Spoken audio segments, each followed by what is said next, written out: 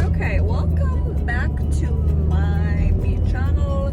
My name is Claudia, and today I will be telling you about my internship application experience extravaganza. Okay? So, and these are the things that you guys should know that you'll need to do before it comes to that time and you're prepared, and I want to help you out because I had to do a lot of this on my own. Yay. Okay, before I begin, follow me at Katie Counseling on Instagram. It's a fun place. I share all the podcasts that I watch over there and just memes, and I follow some cool people. Alright guys, so this week I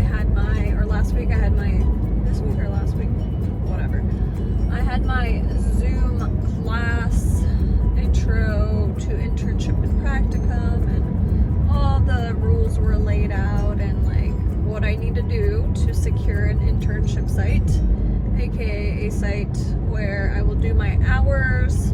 So once I'm done with all the classes in school, they will let me work and get paid as an intern until I pass my licensure, and then I will be a licensed professional. Okay? So I emailed, okay, so let's, number one. The first step to understanding what you do is like you read like what your teachers provide you, and then you kind of go from there. For myself, we're kind of on our own. They give us what we need to look for, and they're like, okay, you guys need to secure your own site, and here is what you need from the site, and you have to take that information and you have to find a place where you want to do your internship, aka work for free for your hours for your degree, and it's where you learn everything.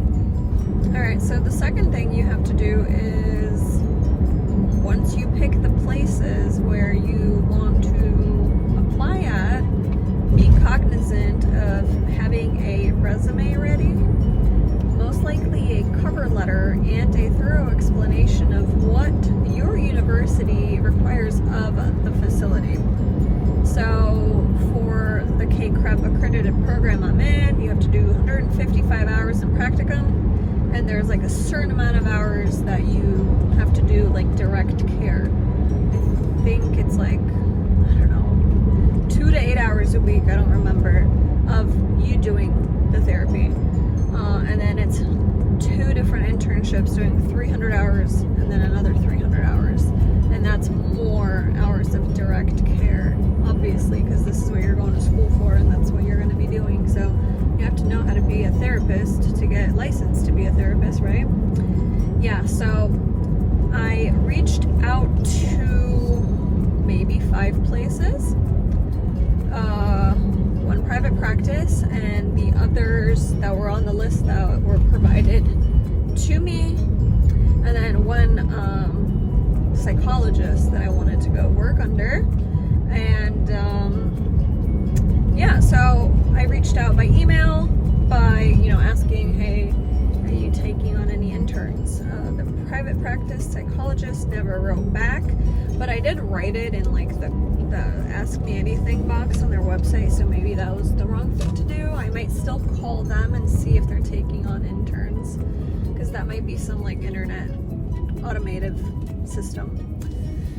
I reached out to this private practice that was working with our university, and that person asked for my resume only, and I spoke to the person on the phone, and so I will hopefully have an interview for that place. One of the places that I kind of do want to go to is like a bigger facility, and it's nationwide. They wrote back, I need a cover letter, I need your resume, and all the requirements. So yeah, that's what they wanted.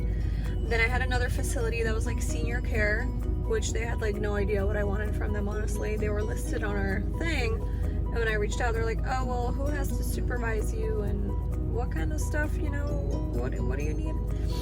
Because, you know, I feel like everybody's like, oh, it's an intern, we get, you know, I mean, help is help, you know what I mean? It's great. So they're like, okay, you want to help? Well, how can we help you? So everybody's really sweet, but there was a couple of people that had no idea what I needed, and they were listed like on the sheet. So you might run into some of that. I feel like there might be some turnover at certain facilities, or people are getting promoted or moving companies or whatnot, and you might have to do a little bit of explaining. So be thorough in what you need, right? And the third thing that I just kind of wanted to say is you're kind of on your own, unless like your university has like a placement site and they're like, yep, this is where you're going to do your thing. You're still gonna have your resume and make those phone calls and set up those meetings and be ready to, you know, it's like a job interview, because I feel like some of these places you could end up working for, you know, the private practice or for like the institution where you intern at. So it kind of is like your first opportunity in the field. So I'm taking it really seriously. I'm excited. Hopefully I will get interviews for both, so then I can kind of ask the questions. I will be doing a video about asking the right questions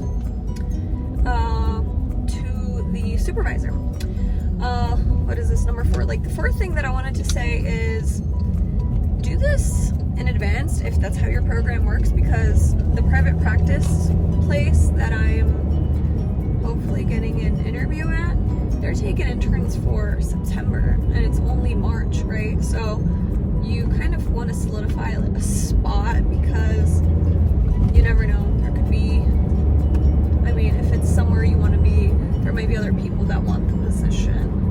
So better, you know, be early than trying to scramble at the end or just take a position because you have to.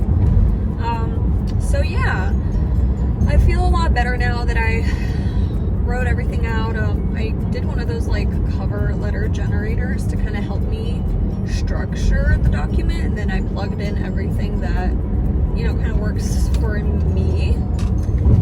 That really helped me out because I was kind of stressed. I'm like, what is a cover letter? So yes, it's good to have all these things so you can, you know, look professional, send over your information on like a quick note instead of, you know, having to go produce the information or like produce the resume or things like that. So yeah, I'm gonna leave that here today, guys. I know it's a little scattered, but that's my experience, and I don't want to forget this stuff, so I'm just giving it to you like here in the car, you know. I could sit down and like write things down. Actually I couldn't because I lost my Apple Pencil.